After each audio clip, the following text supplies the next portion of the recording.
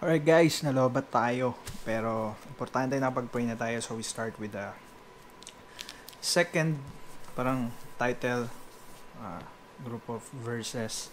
Chapter 1, verse 4 to verse 11. Title is Nehemiah's Prayer. As soon as I heard these words, I sat down and wept and mourned for days, and I continued fasting and praying before the God of heaven. And I said, O Lord God of heaven, the great and awesome God, who keeps covenant and steadfast love with those who love him and keep his commandments, let your ear be attentive and your eyes open to hear the prayer of your servant that I now pray before you day and night for the people of Israel, your servant, confessing the sins of the people of Israel which we have sinned against you. Even I and my father's house have sinned. We have acted very corruptly against you, and have not kept the commandments and statutes and the rules that you commanded your servant Moses. Remember the word that you commanded your servant Moses, saying, You are unfaithful. I will scatter you among the peoples. But if you return to me and keep my commandments and do them, oh man, it's striking me na. Though your outcasts are in the uttermost parts of heaven, from there I will gather them and bring them to the place that I have chosen, to make my name dwell there. They are your servants and your people, whom you have redeemed by your great power and by your strong hand. O Lord, let your ear be attentive to the prayer of your servant, who delight to fear your name. Give success to your servants today, and grant him mercy in the sight of this man. Now I was cupbearer to the king. Thank you so much for tunay na mabayani natin. Rice moon. Number one. Malapit na tayo dun. Nasaan ko lang muna? Pasig River, San Bonifacio. Mayor, thank you so much po sa ginagawa niyo po sa Manila. Kailangan natin. Walang imposible pagka tayo ay nagtutulong-tulungan. Subscribe nyo gano'n kay Papa Pau. Magaling yan, magaling yan. Napakasipag tong vlogger natin. Sa subscriber si Papa Pau. Huwag po natin kalilimutan, panoorin ang kadikin at lagi subaybayan si Papa Pau, ang vlogger ng mundo. God bless you. Yes. Let's go. Pulong kay Tubero. Alright, so that's the word, and bless the word of the Lord. Yeah. Dito ako talaga na-strike.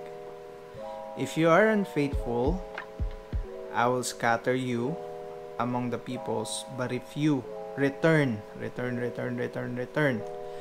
to me and keep my commandments and do them, through your outcasts are in the uttermost parts of heaven. From there, I will gather them and bring them to the place that I have chosen to make my name dwell there. So, ganyan ako mag-devotion. So, God speak to me like this. Pinasa na natin yung word, and ano ba yung nakuha natin dun sa verses. So, sabi nga dito, as soon as I heard these words, I sat down and wept and mourned for days, and I continued fasting and praying before the God of heaven, and I said, O Lord God of heaven, the great... So, isa yung prayer. So, there are questions. Alala nyo sa first parts is, I am troubled and shame. Diba? So, I'm rebuilding. So, parang dito, parang for me, sasabi sa akin ni Lord is, go back.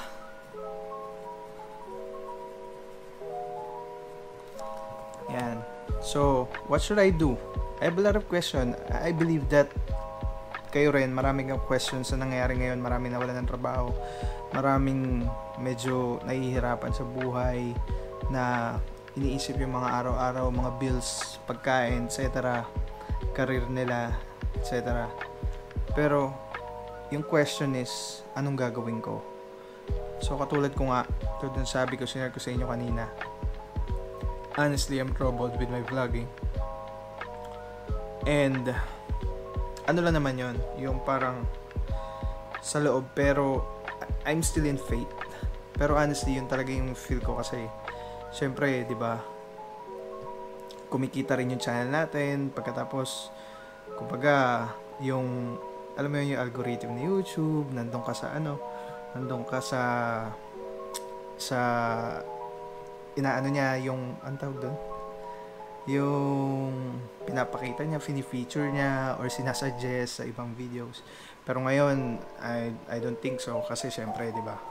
So yun, yung mga ganung bagay, and sometimes I feel down about it, and yun na nga. So, ang dami kong questions, and one of the question is, Lord, anong gusto mong gawin ko? Anong gagawin ko? And the answer is, di ba, nung simula, as soon as I heard these words, simula nung nalaman ko, sa first part, na I'm a survivor and I escaped dun sa 20th year, and I survived, and I'm in great trouble and shame. Anong gagawin ko, Lord? Sabi ni Lord ngayon sa akin is, Papa Pao J sat down and wept and mourned for days, and I continued fasting and praying before the God of heavens. So the only thing that we should do is to pray. Honestly, I'm guilty kasi hindi na nga rin ako masyadong as in regular nakapag-devotion and all. Pero I'm trying to get back, and I'm praying to God na alam mo yun, yung fire in my heart, yung passion to yung relationship with the Lord mas maging manambalik. Kasi with all those vlogging and career, masyado ako naging busy, and tulad na share ko dati sa inyo, di ba, even Trav nawala na ng panahon. So ngayon, eto, pakita ko sa inyo kung saan yung part na na-strike ako, di ba? So yun na nga yun, we have to pray. So sulat na dito, go back, pray, and pray. So yan, ang sinasabi ni Lord is we have to pray. Sabi dito, and I said, oh Lord God, so we pray. Currently, we're devoting ourselves to the Lord. Oh heaven, the great and awesome God who keeps covenant and steadfast love with those and love Him. Meron ako si Didi na basa eh. Ito, sabi dito, let your ear be attentive and your eyes open to hear the prayers of your servant, that I now pray before you day and night for the people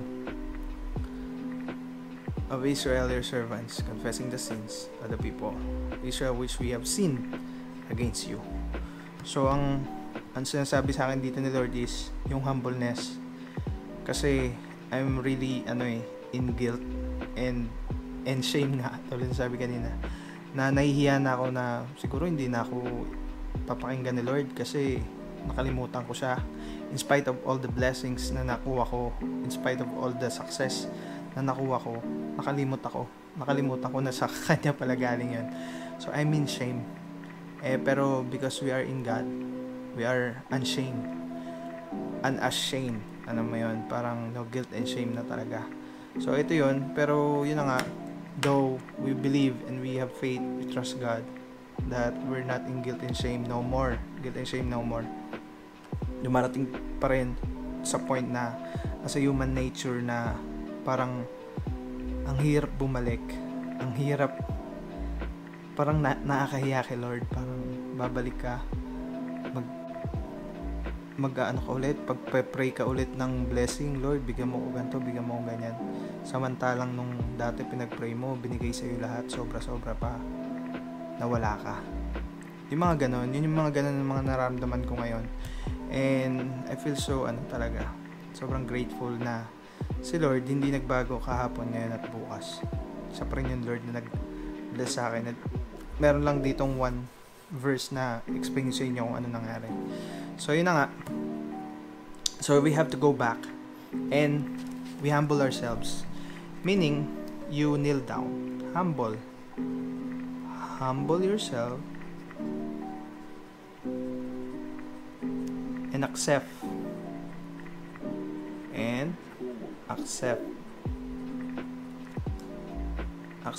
your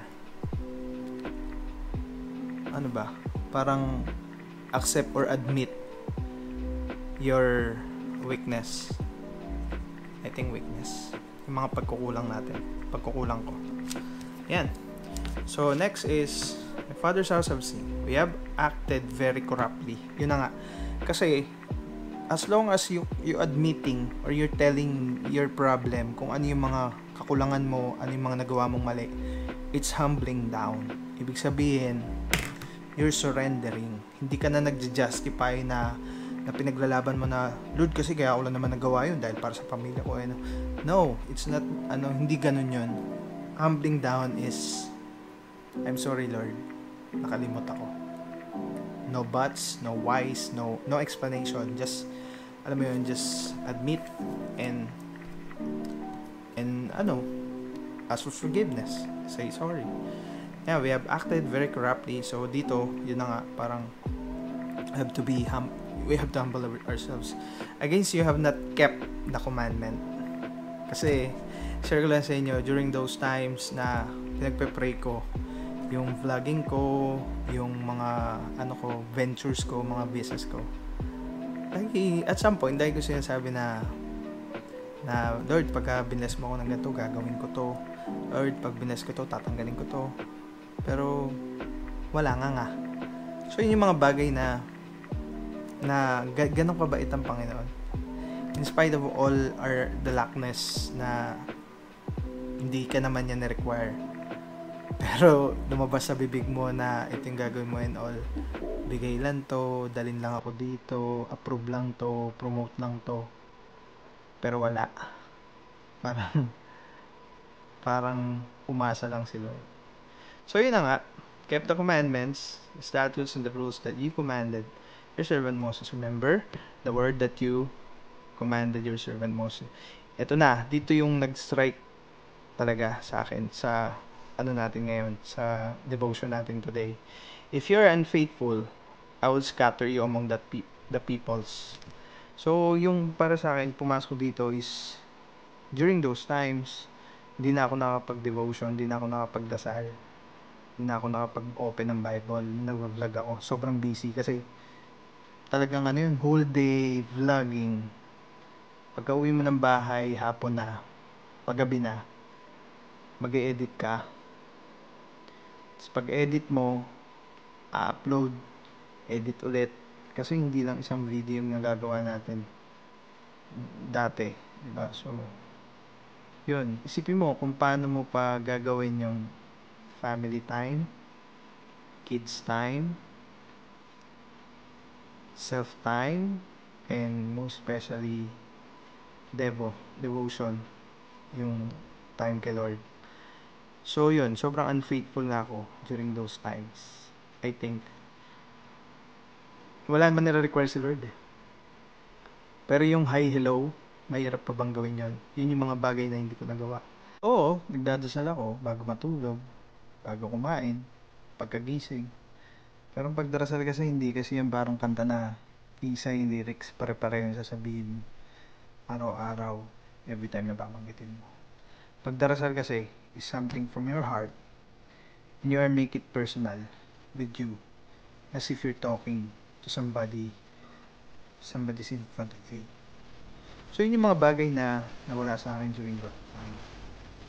And yes, so yun na nga. So if you are unfaithful, I will scatter you among the peoples. Grabe no, sobrang literal, scatter. Talagang nilayo talaga ako. Talagang pag sinabi mo kasing scatter, parang naglaglag ka ng naglaglag ka ng M&M's, naglaglag ka ng Lego, nag-scatter, alam mo yun, sumabog kung saan nagpunta-punta yung every part. And that's what happened. Nahiwalay na ako. Nahiwalay ako sa vlogging, nahiwalay ako sa mga tao, sa team, vlogging team and all, sa career. And so, yeah. But if you return to me and keep my commandments and do them, though your outcasts are in the uttermost parts of heaven. Grabe no? Grabe, parang para sa akin, kinikilibutan niya ako yung answer. Ang grabe. If you return to me. So right now, I have a lot of time to do stuff for my family, for Crab, and for the Lord, devotion. Grabe kinagkilabutan ako. And grabe, sabi dito, though Your outcasts are in the uttermost parts of heaven. From there, I will gather them and bring them to the place that I have chosen. So, yun yung nakaka-excite eh. Kung saan ako ilalagay ni Lord. So, sabi niya dito, pag bumalik ako sa Kanya, He will put me to some place na I think kung saan niya talaga ako gusto mapunta. And doon ako na-excite. Talagang sabi niya, diba, pag may nagsarang pinto, may bubukas na bintana. So, kung meron akong inalisan, or nawala, or nasira, or naiwan, meron akong pupuntahan, may bago. And sobrang nakaka-excite. And I feel like, kayo yun eh. Kayo yung mga solid kapuro ko. Purong pagmamahal ni Papa Pao na nandyan.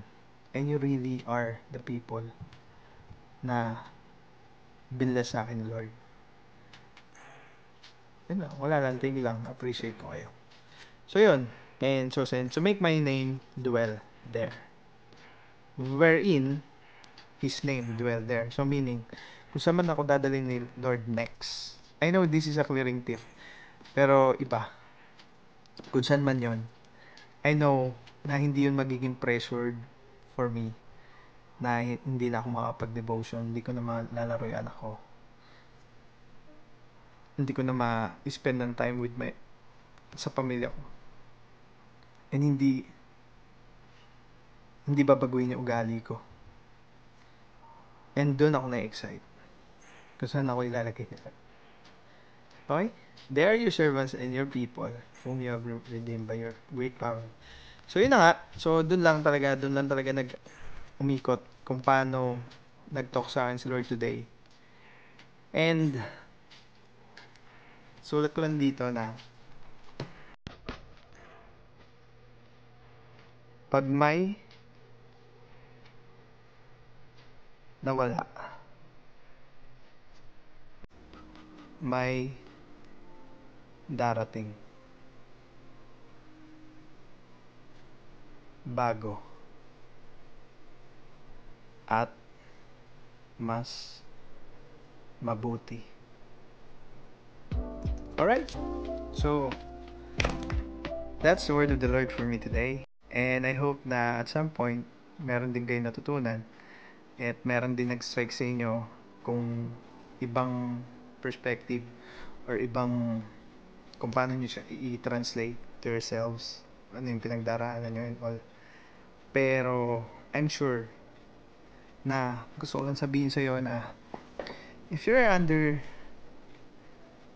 going challenges and trouble and shame, don't stop. Kasi wala rin mangyayari if you stop. Pwede tayo madapa, pero hindi tayo kailangan huminto. Kasi maraming tao na alam mo yun, nakatingin sa'yo, umaasa sa'yo, pamilya mo, anak mo, mga kaibigan mo, and all those people na nasa paligid mo, na nai-inspire mo, they are cheering you up. And ako mismo, nag-cheer para sa'yo na you can do more. Sometimes, parang hawla lang yan eh. Sobrang komportable ng ibon sa hawlang maliit. Ayaw niya na umalis doon kasi natatakot siya. Bahay niya na yun eh, doon sa lumaki. Pero hindi alam ng ibon na yun, tayo yun, na ililipat tayo sa mas malaking hawla. Mas maganda, mas makakalipad ka, mas magagawa mo yung gusto mo. So yun lang. At dahil minsan kailangan gumawa ng way ng Panginoon, minsan tatanggalin ka doon sa lugar na yun in a very unexpected and hindi mo maipaliwanag na way. Pero tatanggalin ka ni Lord.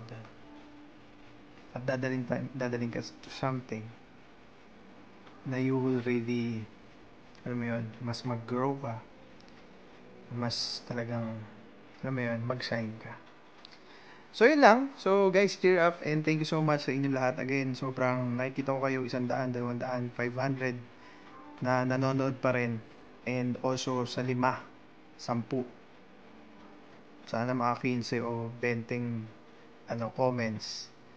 Thank you so much sa inyo. Kasi yung simpleng comment nyo na hi is something to me. And yeah, this is not about career and all, fame, what. Hindi naman tayo famous eh. It's not about the channel anymore. Kasi we did it na.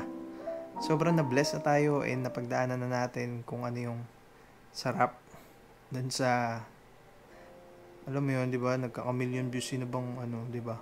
Sobrang grateful na tayo doon. Pero for me now, this is personal on how I rebuild this channel na mas maging... Kasi dati talaga hindi na ako nakabasa ng comment. Nakabasa, pero hindi na ako makareply sa sobrang dami. Pero pag hinart ko, nilike ko yung comment mo, ibig sabihin nabasa ko yun. Ako mismo nagbabasa nun. Minsan yung wife ko. So yun, hindi ko na re-replyan and all, ganyan. Pero ngayon, dami kong time kasi konti lang naman mga nag-views. And hindi naman tayo araw-araw na nag-vlog and maraming ina-edit. Sobrang busy. So yun. Thank you so much. Sobrang na-appreciate ko yung time nyo. And sobrang na-appreciate ko na sana, kasi for me, this is friendship. This is relationship. And na-appreciate ko yung kung paano nyo tinanggap si Papa po. Up to now. And yes, dami ko natutunan today kay Lord. And every time mag-devo ko, sama ko kayo lagi. Para, yes, ma-document din tong mga nakukuha ko, natututunan ko. Kasi, yun na nga, di ba, para kay Trab to eh. One day, panood niya to. Di ba? Alright. So thank you so much guys. And also shoutout tayo ng mga nag-comments. Speaking of mga nag-comments and hindi pa tayo nag-closing prayer. So pray tayo. Yes, pumunta tayo dito. Ayos. Heavenly Father, Lord God, thank you so much for a wonderful day. Father, thank you so much for these people. Lord, I'm speaking of blessing to these people who are watching, who is listening right now. And Lord, I pray that you will show them your love, that you will show them your capabilities and your power to them. Lord God, thank you so much for all the learnings today, and tomorrow we are excited to what in store for us. Thanks so much, Father God. We love you, Lord. Glorify you, honor you. All the glory, Lord God, is for you. Jesus. In the mighty name of Jesus we pray. Amen and amen. Alright, so shoutout naman tayo. Ito yung mga solid na mga kapurong pagmamahal natin. So sinashoutout ko siya sa mga nagko-comments sa mga videos natin syempre. So natapos tayo.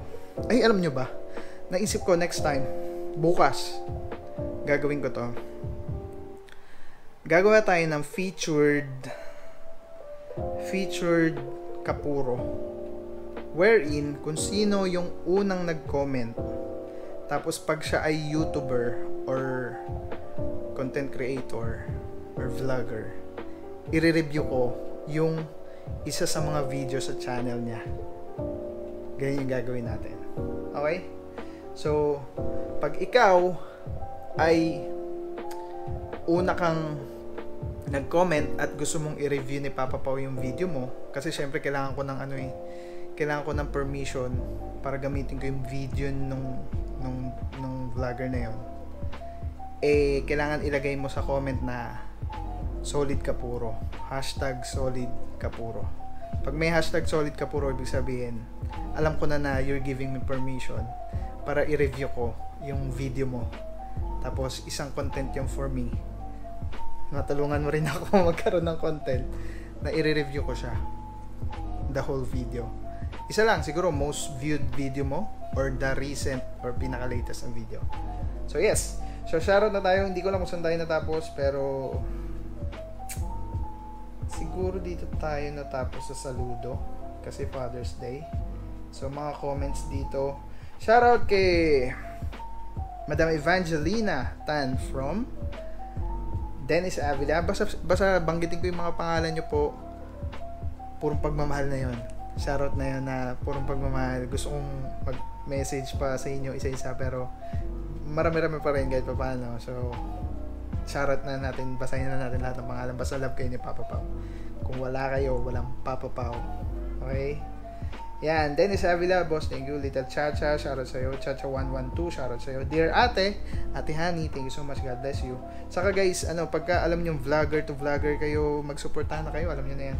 Okay, Explore with Ari, thank you bro. Noel de Guzman, shoutout sa'yo boss. Go tayo, tara na, shoutout. Nangko, Madam Mini, Miss Mini Wong, as always yan, hashtag solid yan. Solid ka puro. Miss Mini Wong, thank you so much po. Busog ako dun sa tinapay. Cruise Collection, Mary Jane Sanchez, Boss Ryan San Pedro. Oh guys, watch out, magiging vlogger na yan. Inaano ko siya ini-encourage ko na mag-vlog si Boss Ryan San Pedro. Kaya abangan natin yan. Hashtag click agad. Mark Esteliore, oy bro, Mark Esteliore shoutout sa'yo. Yan, lagi rin solid yan, nakasupport sa atin. So yes, next video, yung Happy Father's Day live natin. Mga comments naman dito. Shoutouts kay Susana San Pedro, Danny Agpalo, Shidinko Channel, Madam Minnie Wong, Evangelina Tan From, Roberta Brion, TikTok Lovers, andyan din lagi yan. Genius Roque, Dear Ate, Susana San Pedro, shoutout. Miss Minnie Wong, Explore with Ari, Kat Palomar, SMTI Agdaw 6, Genius Roque, Shidinko Channel, ayun, solid din to si Madam Shidinko. Subscribe, support Miss Shidinko Channel. Kraken Yuwo, Raymond Valera, and then sa 100 pounds virus. Ang mga comments dito, shoutouts kina Mark Esteliore. Ayan, first comment sa The Hidden Superstar Gurvansh Singh. Tito Al Felipe, thank you so much, solid yan. Tito Al, syempre, Danny Agpalo, Winter Kick, Ryan San Pedro, The Hidden Superstar, Gurvansh Singh, and Miss Minnie Wong. As always, and last video natin, yung kahapon na video, yung I challenge you. Ito yung mga comments, hindi ko pa na heart like yung iba. Ken Pot Salvador, Bonnie TV, Mark Steliore, Explore with Ari, TikTok Lovers, Tito Al Felipe, Shayna De La Rosa, and Jay Alarcon. Thank you so much guys. God bless you all. Have a blessed day. And yeah, dasal lang. Inom maraming tubig, kumain ng tama, buksan ng Bible. God bless you guys. Purong pagmamahal. See you on our next vlog.